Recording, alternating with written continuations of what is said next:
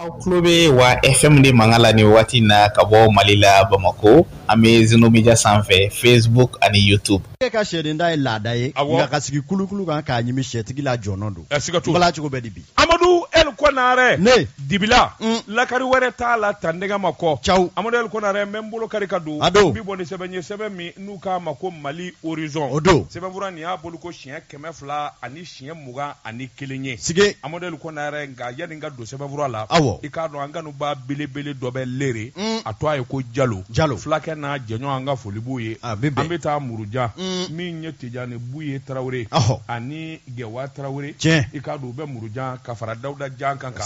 anga folibu ye nini nje mukai maban utifo nyesoro boy Amadou El Konare ne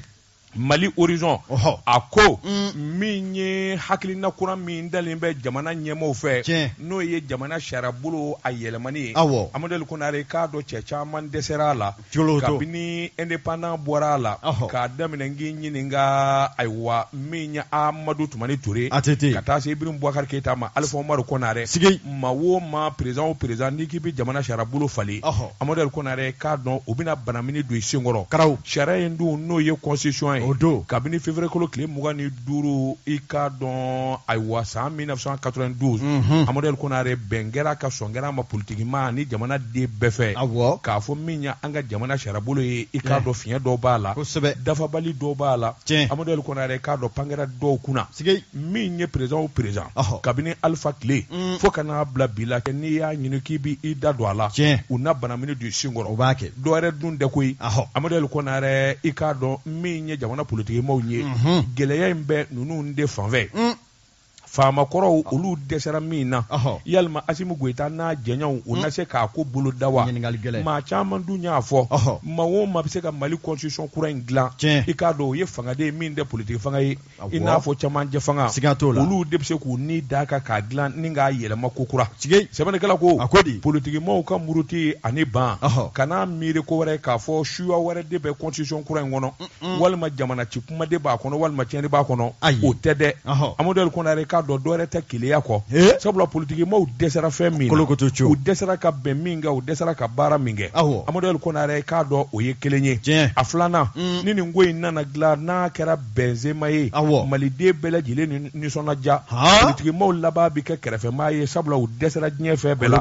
wa mami doni mina ko bi Amadou El Konare ka do politique tomba fon vo be no lu nyana ko lu de jamatigi nu nyana ko sanga babula a bela jile yara le do adisika kata bi amusushi mbara flaka po adima PSG RPM Kodem Asmam minye UMRDF so jige fara anga wuli PS yele ngura Amadou El Konare ka do tableau te nunu na totula Amadou El Konare ikado minye reka juga to be ikado jamana bulu fara ngana fon vo be o kelenda kono ikado jamana dum bara kanye ni bekele kelu kutoro CNT o ka mata kono jamana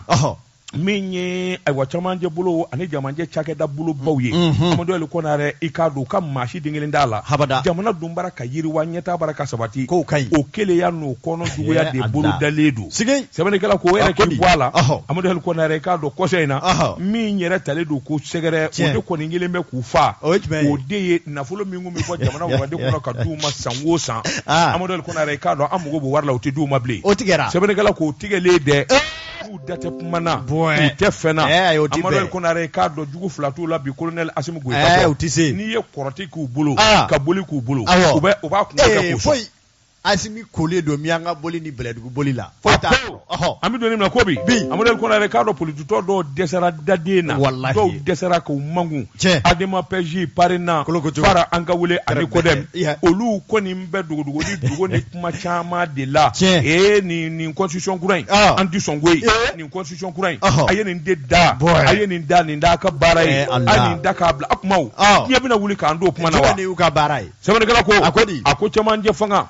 min woni ye Assimi Goïta n'a jɛɲɔgɔnw ye olu kɔni kelen bɛ k'u ni filɛ Ala ma Mali bɛ se ka bɔ nɔgɔ la cogo min sabula jamana caman de y'a jira jango jɛrɛjɛkulu minnu n'an b'a la n'o ye IMOA ye an ka jamana sarabolo kura falenni i ka dɔn a bɛ na ni sababu ɲuman caman ye politiki tɔn minnu bannen don a ma ani politiki maaw Amadou Konare k'a dɔn dɔwɛrɛ tɛ hasidiya ani juguya kɔ an bɛ don min na ko bi min ye Assimi Goïta ye i k'a dɔn a ye min daminɛ a k'a laban sabula a ɲɔgɔnnaw de dɛsɛra nin na ko to wa dɔwɛrɛ t'a jukɔrɔ politiki maaw ka janfa an'u ka nganamu kumaw kɔ nin kun ye sɛbɛn ye Birino de sege bɛ ci ka fasiri don an ye min bɔ Mali horizon kɔnɔ a ka bi bɔli la kalamɔgɔ daba tunkara ne bɛ digɛ don teliya la kunnafoni sɛbɛn l'indépendant MBS a ye sɛbɛn kɛ MBS ko politiki maa mun ni da sera a ma a ko i k'a dɔn k'a fɔ tɔ tɛ kɔlɔkɔlɔ la min ye belebele min yɛrɛ tun bɛ fanga tun b'ale bolo n'o ye RPM ye i k'a dɔn k'a fɔ Joakun dɛmɛni an y'a f'i ye Giseda k'a banna commune 5 kɔnɔ pewu wa i k'a dɔn o suma k'o dugumajɛ Mɔbitikaw fana wulila ka i k'a dɔn u ka mankan bɔ RPM i k'a dɔn a section fɛn o fɛn tun bɛ Mɔbiti u fana y'a jira k'a fɔ Giseda banna Mɔbiti min bɛ tali kɛ i k'a dɔn k'a fɔ RPM jiginni kelen min tun bɛ Mɔbiti n'o ye k'a dɔn député kɔrɔ Beliko Samaseku ale fana ni a ka section a sous section ta ani kɔ u fana nana wala sɛmɛ k'u taarɔ bi u taarɔ sini wa i k'a dɔn k'a fɔ u tɛ tere ta kɔ u t'a kɔ k'olu kana ka fara Musa Temini kan sɛbɛnnikɛla ko nin fana kɛra i k'a dɔn jigilatigɛ kura ye Ibrahim Bouakar Keita san kelen a ntanyalen kɔfɛ i k'a dɔn k'a fɔ tɔ kɔni bɛ dinga dɔ la awa i k'a dɔn a ko tɔ ni bɛɛ lajɛlen de b'a la ka ba ta ye sabula min bɛ tali kɛ Joakun dɛmɛnen na tɔ yɛrɛ ka cɛ gɛlɛnba min tun bɛ n'o tun ye honorable Musa Temini ale n'a jɛw min ye commune 5 sigida fɛn o fɛn u bɛɛ lajɛlen ko RPM u y'a fa ka sɛdennin kantigɛ commune 5 kɔnɔ a banna o commune 5 kɔfɛ e yɛrɛ n'i ka tɔ commune 2 la aw fana ko k'aw t'a la Nafaji an minnu bɛ RPM na ne de ye anw fana bɔra commune 2 kɔnɔ an fana bɔra ayi commune 1 kɛ Nafaji ye commune 1 o ye commune 1 kana bila commune 2 la sa commune 1 don commune 1 e n'i ka segin maaw ko k'aw t'a la ka section wa anw fana bɔra kosɛbɛ anw dara cɛnin nɔfɛ koyi Musa Temini chouette convergence 2023 abo an bɛ yen naam sɛbɛnnikɛla ko wa min ye Mɔbitikaw fɛ yen i k'a dɔn k'a fɔ u bɛɛ lajɛlen farala ɲɔgɔn kan u y'a jira k'a fɔ Beliko Samaseku ko k'u t'a la wa u n'u ka section n'a sous section u bɛɛ lajɛlen fana ko ko M5 wa i k'a dɔn RPM k'u t'a la sɛbɛnnikɛla ko kabini nin kibaruya in bɔra ka bi min ye Bouakar Tereta a n'a ka jamakulu ko i k'a dɔn yɛrɛyɛrɛ ma daminɛ wa min ye u ka kumalasela dɔ bɛ yen ko min ma segu ɲaamɛ Bacili o kɔni bolila biribiri sɛbɛnnikɛla ka fɔ la k'a jira k'a fɔ ko nin tɛ fɛn bɔ sɛdennin sɔgɔ la ni maa min bɛ i k'a dɔn Beliko Samaseku ale ka jamakulu hakɛ dɔn i k'a dɔn k'a fɔ Mɔbiti kɔnɔna la o k'a ye k'a fɔ bi k'a tɛ RPM ko la bi a t'a la sini ko RPM tɔ ye jɔn kelen de ye k'a dɔn Mɔbiti o kuma k'a tɔ kelen foyi tɛ yen awa nin y'a salen de ye k'a ba ta ye Mɔbiti ale fana kɔnɔna la wa u ye fɛn min fɔ o de filɛ dɛ u ko ko dɔ wɛrɛ tɛ dɛ maa min bɛ yen n'o ye tɔ maa ɲɛma ye Bouakar Tereta kabi IBK ntanyana ale yɛrɛ de hawjara giriba ka sin ka wuli k'a yɛrɛ kɛ cɛbɔ ye IBK sara an m'o san bondako la e bi pan ka wuli ka n'i jɔ ten i k'a dɔn sariyasɔ yɛrɛ hukumu kɔnɔ k'a fɔ ko ale ye cɛbɔ ye o kuma o n'a damanda ni kolobo kalaba ko minnu bɛ tɔ kɔnɔ k'aw sen da tɔ kan ni k'a sariyaw cɔngɔ o de kama min ye k'a dɔn Mɔbitikaw fɛ yen awa Beliko Samaseku ni a ka sous section 15 u bɛɛ lajɛlen ko u y'u ka gese falen u y'a fili baji la wa min ye mouvement convergence 2023 Musa Temini y'o min dayɛlɛ dɛ wa k'u bɛɛ lajɛlen nana suru o kɔnɔ u bɛna o don n'a nataw la u bɛna wulikajɔ kɛ joona ɛlɛn o ko bɛ se ka sabati wa marabolo tɔw ko k'olu bɛ labɛn la min ye RPM ko nin y'a filenkolo cilen ye k'a da kolo ci wa dɔwɛrɛ tɛ dɛ ko Bouakar Tereta n'a jɛw ka ŋanuya juguya baara don mun filɛ an ye min bɔ l'indépendant kɔnɔ a ka bidon bɔli la Amadou Konare n'i y'a mɛn RPM o don a ka sigi jamana in kɔnɔ i k'a dɔn don min RPM bɛ sigi jamana in kɔnɔ a kɛra an kɔrɔbalen ɲɛna an y'a bɛɛ ye Amadou Konare k'a dɔn Ibrahim Bouakar Keita ye maa tɔgɔtigi ye Laji i k'a dɔn Laji Burama maa tɔgɔtigi don mɔgɔw b'a fɛ nka RPM baara kɛba cɛsiriba o ye Bouakar Tereta de ye celui qui a implanté le RPM mais mɔgɔw t'a fɛ et ça aussi c'est une réalité a fɔ a ka sɔn o de ma Amadou Konare hadamaden fɛn bɛɛ ye sanga de ye kosɛbɛ dɔ b'i cɛsiri dɔ kɛ dɔ bɛ n'a tɔgɔ ta siga t'o la n'i sɔnn'o ma bɛɛ bɛ lafiya nka n'i bann'o ma i bɛ tɔɔrɔ Amadou Konare ne be mbolo karika do mbi woni sebanye sebe mi nu kama le nouveau réveil Amadou Konare mina bele jele ka dafiri o de ka fusa do bona ka doto nouveau réveil sebe ngura ni abulu ko shinya keme sabata ani sabaye mami nye sebe ni nge tali nye fe na koriye Amadou Konare ikado madame Boire fili sisogo ana daka binywana sebe ne kala ko mi nye Jean-Pierre James ako madame Boire fili sisogo ikado abondo lete bila kono ye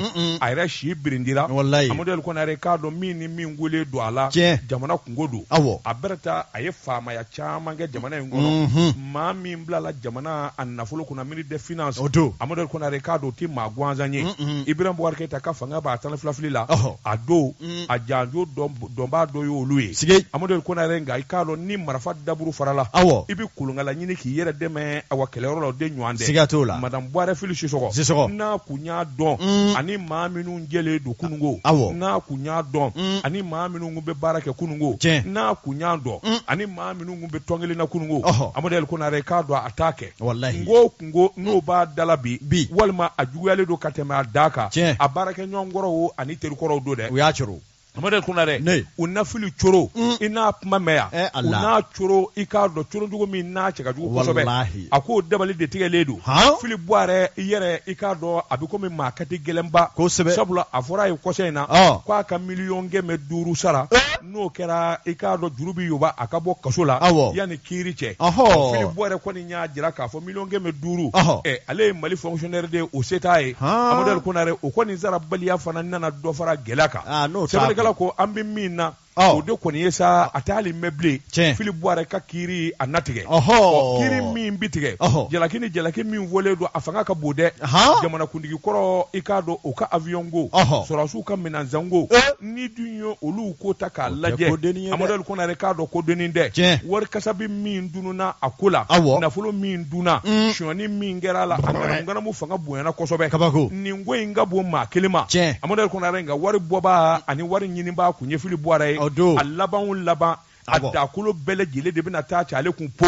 sebene kala ko akwami doni na ko bi ibai ka fo ko invanga bunyana ministru koro chama de be ma ba chama de be minu be ko ngono Amadou Konare ka don olu ko ni baraka bana mini ke olu baraka dugo ni dugo ke bele jile baraka fo shi doni ni ta da Philippe Boire kele muna sebene kala ko Philippe Boire akele ma mina ni na ko sabula ale bi kasola ma were be o fana bi kasola mi nye Mamadou Camara o fana ministru koro ina sumele bube maigala o yera minana o koni ikado alayo o shi de doya labana kasa kaso kono semene kala ko akoto e minunye jamana njera tigu dun usigile do danga mina Amadou Konare ni ngo indi mana ka ateme koyi ubina senze ubina sege ubina jatemine Amadou Konare ka do fian no de koni be ma wo ma mana yeni na ikunolo tili koni ikana sigola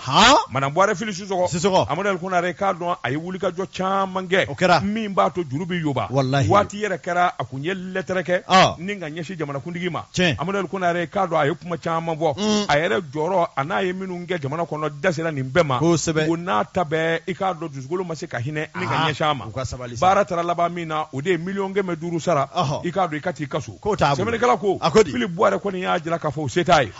ni dunye Philippe Boire taka laje atise ka ke kwa ma mugonye maye atise ka ke ko fama warate ani minu majakula million nge meduru ka dese kasara Amadou Konare kado ye mo kamana kabno ko ni ngera sa to ko ni jurula semene kala ko ay wadore te janvan jaman ba no fe ajenyon koro ani teru koro ani minu nye politique baraka nyo ave kateme Amadou Konare kana siga minye agwa fama je ani politique je ndalawu nyanjoro do dai netalawu ikoko ni jamana ko dana politique ma kibi she wala ay mlepta seneke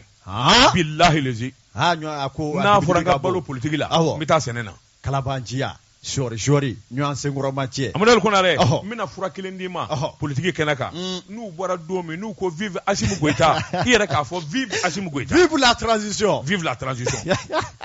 nous gogo aba la transition yere ka fo aba la transition hay no mandie no foli mandie do so kona kida makani yeda opma nous go aba la transition an ka tiga ama mangasuma aba ibi do sokono di ibida an dem do ala amanye amaye no te na ni gwele an ba fo ngwa yai ifana an ba nga do mi kelela yai karsa kuma ngo dura ya ba ko kuri je te jure non ni afrai ni afrai ko fu itala ni ngo nu ko vive karsa nu ko ba karsa aba karsa no mandiye do ka sokono ki dugo abana angani yede nanyi ye ni kele nye na mbulu dongodo dugu folo bi ke ni ngunye sebanye anye mi bon nouveau réveil kono akabi bolo la mi nye Jean-Pierre James aleka fasirido karamo de batungura kotige gwanza l'indicateur du renouveau yakuba dumiya ye sebenge yabo ko abenata numa wulika joke gaol l'hôpital ma nyema ko ale koni mga ikado l'hôpital ke ko nana ka konyo minena sebenikela ko ni ye debali banko ye mi nye ikado nga fo mi ngadiye ne de nyema ye moke ni ne ko toti dun ni ngo bluzuti do sebenikela ko ni jakusa faka ble o de sigile do ikado gawo a l'hôpital chakela udala minye ikado awakoma ble nuti furo atifie opuma abika jumende sebenikela ko sa minye comité syndical UNTM Union nationale des travailleurs du Mali bolo fara munu me gawo ka ofe karamo de batungura olu wila sa uye tabale goshi ko ame domina iko bi minye gawo l'hôpital manyema ba haga dumbu mulai ture ko na magwenga bo l'hôpital kuna ikado jamana fama una do femi me gawo le flyna minye ikado badeguni abicheni ke minye ikado barodala sigi do uyo lase mina ko gole fenwo feme gawo l'hôpital la uya boninga bitali gestion calamités ikado ka l'hôpital yere ta ka dengerne sigi maudala kurutu karatu namara mabo mano ikado ka barakela usida ukaningu chongo ni na demanda de ko ni ikado anga dubu mulai ture akabara deniye minye sendika ukafola ya jira ka fo ni gawo l'hôpital ta ka laje bi fe biela jeli ndanya bula mine ko ni teo ikado wa hadama de docteur jole ikado o ma sheki fo ka se mata banyangoma olukunye docteur jole nye munu tume l'hôpital la ka keni nyema ka ikado dana juguya ikado ka mautoro ku tege da ko ningu bla krefe ikado olu bela jeli dimina olu ye yembla ningana akado jamana bayan vafe opuma l'hôpital yere kembe batemezrai masi leti ma lameble abela jeli sababu ye nyema ye sebenikala ka fola aya jira ka fame domina iko bi ni ye gawo jama laje ka gawo joro laje bi malikono ka ye ka fo l'hôpital ba kele mi me olu chwala ma kele tale do ke ko ka momso ka konyo mine ikado ka be magwa ikamana opuma ko obi wele de bla jamana fama uma wuli ka jo nu ma boloda joni momso ka konyo mina nyema momso ke o yi momso yo o te momso yo momso lo e ma pa jugo fo i jobala sebenigala ko nu ma laje ma min be na be gawo l'hôpital kuna bi jongo alaika do ko goleya bela jele sababu de aleye min ye ko be no be sababu ye hali sendika o kanga ka jenyo amiye akere do ko lu fili krefe min ye kana jekulu do sigi ayerela o ba fo mi ma association o de ye anyeni akloni anuna dai aka fe bela jele de biteme olufe opuma min ye ka do sendika o kusa ni fere manyini ko ina e ka do gawo l'hôpital toni abe nima krana wa anada filipi opuma olutna siginingo laje uye sebenike ka welebla ministry mi mekenya kuna ika jemene to sangare de ko ma chama sigale do afe na ma jo ache musojoro la gawo l'hôpital kola directeur mi be ninga tasada jirala ika do nga fo ko bara bela jerele londo ko todo mbe mi vie e cheka ko bana ha jamna tu nyebe jamna tu la ayi kura abi kurane de don wa abi chen danga san chen do idide haga dubu mulai turi aba wele mulai mulai ema se ko de do se ko gadu aba wele sa mulai ema do ne tonyo ya ba de jamana da menena kena ke ministry de la santé ne fera da mela ne dare la ke sigi gawo kuna wa boy ha e ke wale de ni e ka ke wandi ya fi ma wa na yo fo mama ma abimne jamana tubi kurane do ne na yi danga doro abimne bara cheka ko bana aga ko bana amsinga kashite inongo ale no te aga chefo jamana ti tetulenge de jamana to abe bara la cheka ko bana nam Sebenikela ko o kuma an bɛ don min na i ko bi wele de bilalen don Jaminatu ma n'a ma ɲɛ ngɛnɛ bɔ g'a dɔn Gawo lopitali ma ɲɛma la jɔn ala ko kɛlen don gɛlɛyaba ye o kuma a kɛlen don ka kow de ɲaami ta o kuma min ka d'a ye a b'o kɛ lopitali yɛrɛ jigi ye spécialiste ba minnu ye a y'olu tɔɔrɔ k'olu cɔngɔ olu yɛrɛ yɔrɔ bila sa ni ka na mutation ɲini diyagoya ka na Bamakɔ o kuma lopitali bɛ yen i k'a dɔn fɛn bɛɛ den de b'a la wa a nɔgɔmɛ i b'a fɔ Falilu siyɔrɔ kunnafoni filɛ an ye min bɔ indicateur kɔnɔ a ka bidon bɔli la Amadou Konare ne i tɔngɛ nga Tezara premier mi o bi bɛn an ka segin kana Jeka pip kaka fere fonitigi o do sɛbɛnfura nin y'a bolo ko 676 sige sɛbɛnni kɛba Amadou Konare k'a dɔn a ye kunnafoni salo ni ka bɔ Mali douanier soba la a ti tɛmɛ kuma in sɔrɔla maa min da douane yɛrɛ directeur ba Wulibali Amadou Konare ne a ko kunnafoni dɔw bara ka jɛnsɛn i k'a dɔn awa réseaux sociaux ka sige ngalo tiɲɛ t'a la Amadou Konare a bi ne ka waati bɔ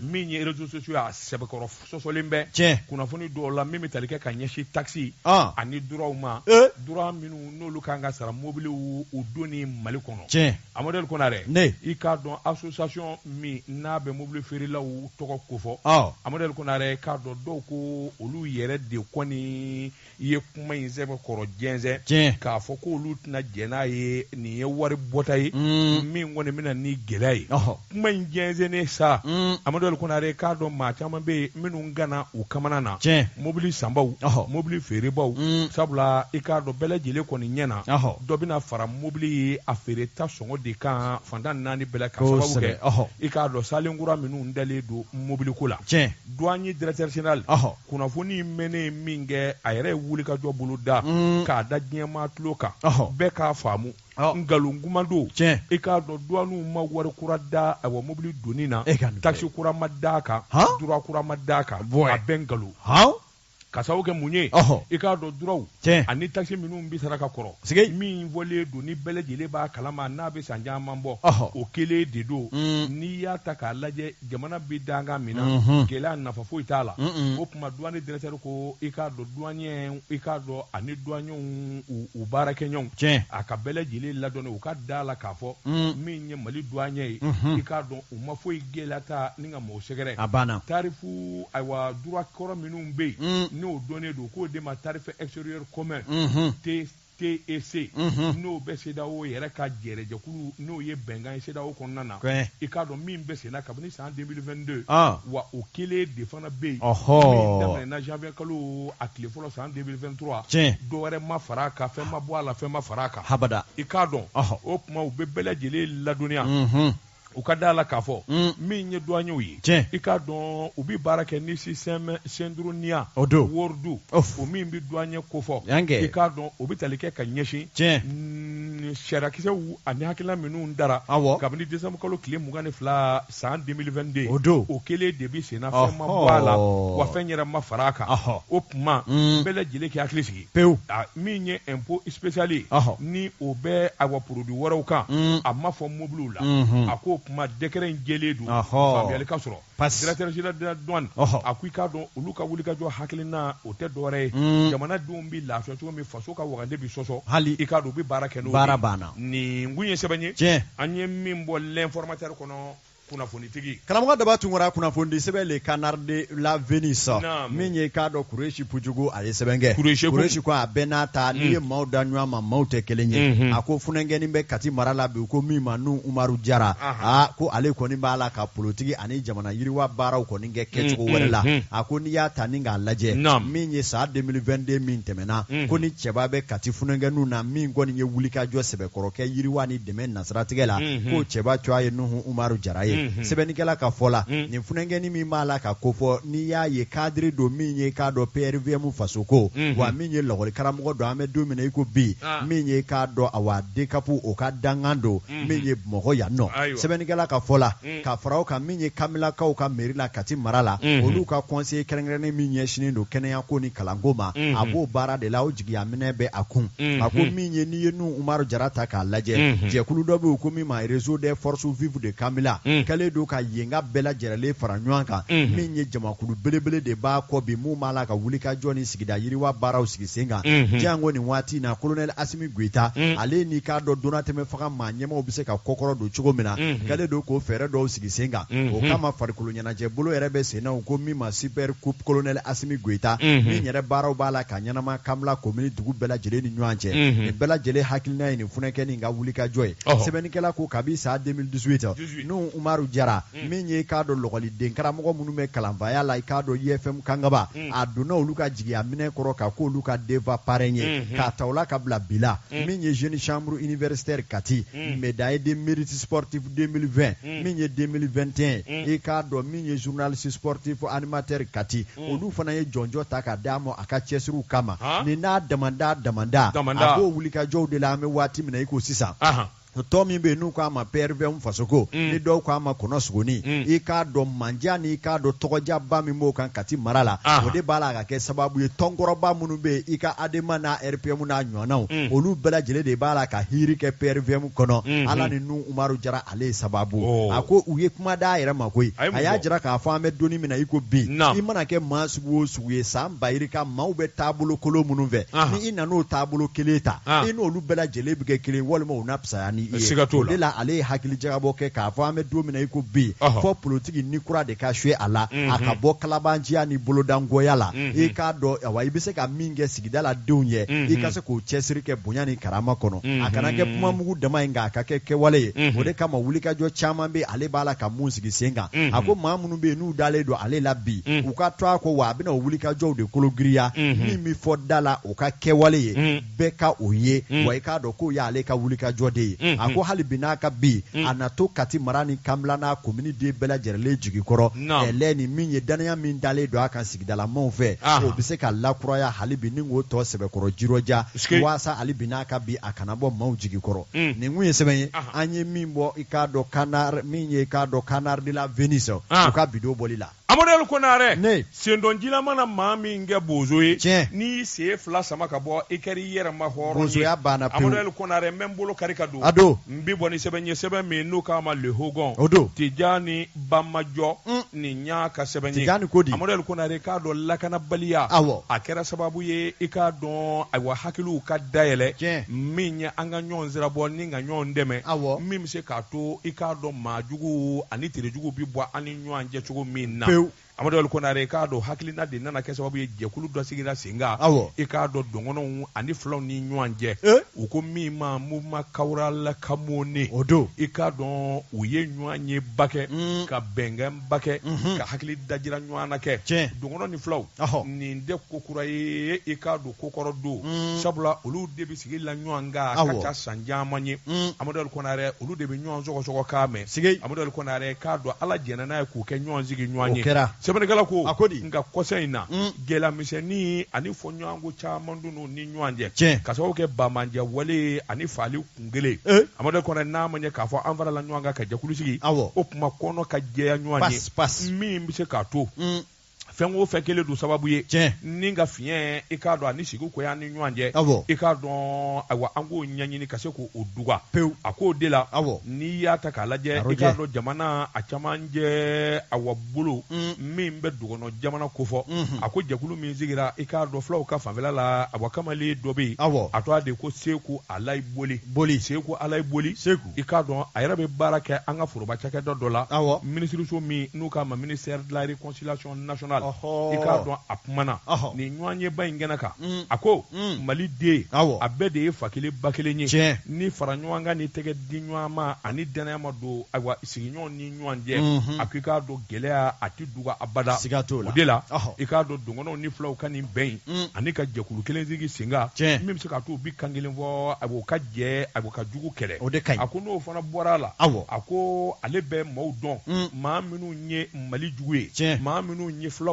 ani ayiwa dɔngɔnɔw bilabaa ye ɲɔgɔn na a ko sabula Amadu Kufa Iyada Gali maa dɔ bɔ olu kan k'u dɛmɛ u sigilen bɛ dugubaw kɔnɔ u sigilen bɛ Moti u sigilen bɛ Bamakɔ olu de bɛ marifa sa olu de bɛ nafoloba bɔ ka d'u ma olu de b'u dɛmɛ a ko a b'u yɔrɔ dɔn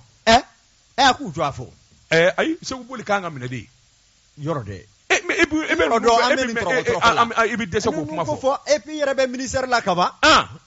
e dun sumaya ko olu tɔgɔ fɔli fɛ dugu yɛrɛ man ka jɛ o la dugu kan ka jɛ segu boli la u kan k'a minɛ de a ka nin ɲɛfɔ i bɛ nin de fɔ joona minnu bara k'u dɛmɛ n'u n'i kɔni ye ko taa cogo ye i kɔni b'a dɔn complicité dɔ bɛ ko in na o Amadou Kunna dɛ a y'a jira k'a fɔ i k'a dɔn sɔɔni olu bɛna tɔgɔ fɔ kɛ ale yɛrɛ b'i ni ka sumaya de ko ye a ko sabula Mouvement Kawural Kamun i k'a dɔn u ka wulikajɔ ni jateminɛ kun de ye jamana in denmisɛn bɛɛ u ka fara ɲɔgɔn kan kɛ donkɔnɔ ni fila i k'a dɔn min bɛ se ka tɔ tɛgɛ bɛ di ɲɔgɔn ma bamanjiya kɛlɛ i k'a dɔn o bɛ ji di cogo min na nin kun ye sɛbɛn ye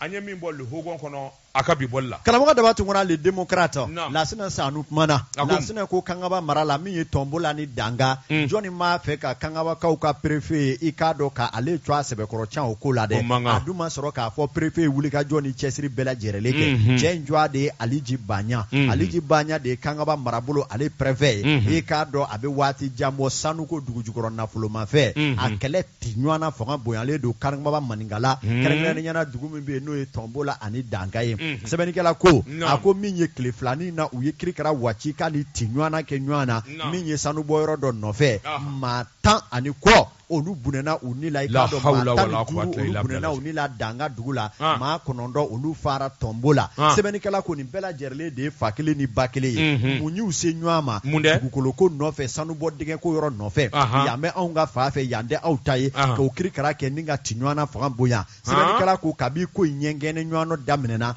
préfet min bɛ yen ni o ye Aliji Banya wulikajɔ tɛ wulikajɔ ye siɲa tɛ siɲana ye a ma min kɛ fara ɲɔgɔn kan ni kuma ni bulon kɔnɔ kuma na ɛlɛ ni dugu fila in hakilina bɛ se ka kɛ kelen ye i k'a dɔn k'a fɔ ka kisi kɛ nin cɛnni ma cogo min na nka o bɛɛ n'a ta i k'a dɔn ŋaniya jugutigi i k'a dɔn ale tɛ bulonnɔsigi kuma fɛ wa coacan kuma fɔ ni ko ɲaami de ka di ale ye maa minnu bɛ yen n'olu t'a fɛ i k'a dɔn bɛɛ ka na ni dugu fila ni ɲɔgɔn cɛ u ye fɛn min kɛ i y'o dɔn de u bolila biribiri ka taa ni dugumaw kɔnɔ su aw ɲɛ tɛ préfet la wa min ye miliyɔn 4 o de taara ka di préfet ma Tombolakaw fɛ o tuma a taa anw fɛ dɛ a bɛ fɛ ka fɛɛrɛ bɛɛ kɛ k'an ka yɔrɔ ntaraki ni k'a di Tombolakaw ma nin kuma juguw fɔra ka tasuma da don i k'a dɔn o de kɛra sababu ye ka ko tɔw balawu bonya kosɛbɛ o tuma min ye kunnafoni di sɛbɛn le démocrate karamɔgɔ daba tunkara olu bolila biribiri ka taa maninkala ka taa nin ko ɲɛɲini ni k'a ta sun kɔrɔ u donna Kangaba dugu a maa o maa da bi kalakari k'a bɛɛ lajɛlen ɲininka nin kɛwale in na ka sɔrɔ u ma se préfet yɛrɛ ma duguma bɛɛ lajɛlen ko min ye maa minnu ye wari fara ɲɔgɔn kan k'u bɛna a di préfet ma u nana n'u ka wari ye u malolen de seginna tɔkɛ sabula préfet y'a jira u la k'a fɔ jamana dara ale la ale ye forobaca kɛbaa ye a bɛ mini min sɔrɔ kalo la a b'a ka denbaya bɛrɛ bɛn o de ma k'a fɔ a bɛna kurutukurutu wari minɛ k'i da don dugukolo kɔrɔ ka maaw bila ɲɔgɔn na a t'o fɛ bi a t'o fɛ sini wa a nakun tɛ o ye o yɔrɔnin bɛɛ lajɛlen a ye maire wele a ko monsieur le maire i k'a dɔn i ka dugumaw bɛ nin wari fara ɲɔgɔn kan min na a y'a wari ta jɔ ye a ka taa lasegin dugumaw ma ne mana wari minɛ kama an nana de ka na jamana ka mara baara ɲɛnabɔ o fana k'a fɔ de k'aw bɛna don ne ka ni wari ye a ma kɛ wari sugu o sugu ye bɔrɔ fa don o segin fa don hali ne t'a couleur lajɛ a ye tɛmɛ a ye taa n'a ye nin tɛ anw danbe ye nin tɛ anw ka kɛwale maa min bɛ anw buruju dɔn anw tɛ nin kɛ a ko maa min ye nin fɔ nin bi gɛlɛya ko tile in na maa kan ka tɛgɛrɛ de fɔ o kun wa i bɛ taa kalo da o tigi la ɔ bɛɛ n'a ta maa minnu bɛ fɛ ka dugumaw bila ɲɔgɔn na olu de taara don Dangakaw kan k'a fɔ ko miliyɔn 4 dira préfet ma k'a sɔrɔ ala n'a kira b'a dɔn préfet ye wulikajɔ ni cɛsiri min kɛ nin ko in na i k'a dɔn k'a ma dogo maa si la o tuma sɛbɛnnikɛla ko olu yɛrɛ sera préfet yɛrɛ ma don min a y'i sigi a y'a kunkolo firifiri fɔ a bɛ yɛlɛ a ko hamina min bɛ ale la bi o de ye dugu o dugu bɛ Kangaba mara la u bɛ se ka fɔ ka bɛɛ ka ɲɔgɔn faamu k'a dɔn an bɛɛ ye baden kelen ye o de ye ale ka laɲini ye e préfet tɔ n'i ka dugumaw tɛ bɛn e bɛ préfet ya jabɔ wa o tuma ale ka wulikajɔ de ye bɛɛ ka sabati o tuma a bɛ ɲini hali bi n'a ka bi sigidaladen bɛɛ fɛ u ka ɲɔgɔn ye u ka ji kɛ ɲɔgɔn tigɛ walasa bɛɛ bɛna cogo min na tiɲɛni min kɛra nin ye ka maa 10 ani kɔ bunɛ u ni la n'a fɔ maa 20 ani kɔ ko nin t'u ka laɲini ye wa u t'a fɛ ni ɲɔgɔnna wɛrɛ ka kɛ o tuma sigikafɔw bolo dara dugu kɔnɔ sisan walasa u bɛ ɲɔgɔn faamuya tabarikala filɛ an ye min bɔ le démocrate la u ka bidon bɔli la Amadou Konare n'i ye musokɔrɔbaw ye ɲɔgɔn sɔsɔ la ko dɔ cɛ kan ye dɔ ye kana ɲininkali kɛ i b'a sɔrɔ u bɔra kundigiyɔrɔ la waati dafara waati sera kunnafoni telimɛ a joona min ye fédération malienne